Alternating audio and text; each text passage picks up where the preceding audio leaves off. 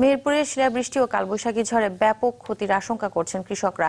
গাছ থেকে ঝরে পড়ছে আম ও লিচুর গুটি, ফলে মোটা অঙ্কের লোকসানের মুখে পড়তে পারেন বাগান ব্যবসায়ীরা। ক্ষতি হয়েছে মাঠের উঠতি ফসলেরও। কৃষি বিভাগ বলছে ক্ষয়ক্ষতির পরিমাণ নিরূপণের চেষ্টা চলছে।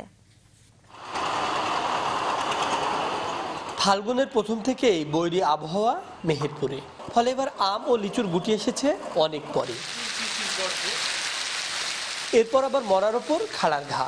গেল 10 দিন আগের এবং শনিবারের শিলাবৃষ্টি ও কালবৈশাখী ঝড়ে ব্যাপক ক্ষতির মুখে আম লিচু চাষিরা।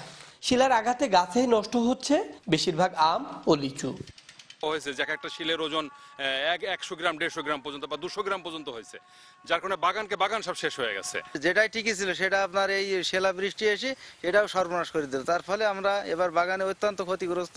এই লিচু বাগান এবং আমের বাগানে অত্যন্ত মূল এসছে এবং গুটু ভালো এসেছিল। 2-3 দিন শিলাবৃষ্টিতে এমন পরিমাণ ক্ষতি হয়েছে, তাতে 20 লক্ষ টাকার বাগানে 10 লক্ষ টাকা উঠবে না।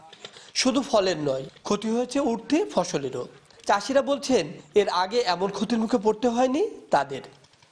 শিলাবৃষ্টির কারণে যথেষ্ট ক্ষতি হয়েছে আমাদের মাঠে। এখন গম, ভুট্টা, পেঁয়াজ, রসুন এই ফসলগুলো আছে। সবচেয়ে বেশি ক্ষতি হয়েছে আমাদের ধানের। প্রচুর ক্ষতি হয়েছে, একমাত্র আবাদ যা আছে সবই শিলাবৃষ্টির কারণে ক্ষতি হয়ে যাচ্ছে। ক্ষয়ক্ষতির পরিমাণ নিরূপণের চেষ্টা চলছে, আর ফসল ক্ষতিগ্রস্ত যাতে না হয় সেজন্য তৎপর কৃষি বিভাগ। আম ফসলের এবং লিচু ফসলের বা অন্যান্য ফসলের বেলায় কোনো রোগ বালাই পোকামাকড় যাতে না দেখা যায় সে ব্যাপারে মাঠ পর্যায় থেকে আমাদের মাঠ কর্মীরা তারা তাদের পরামর্শ প্রদান অব্যাহত রেখেছে। রাশিদুজ্জামান, চ্যানেল 24, মেহেরপুর।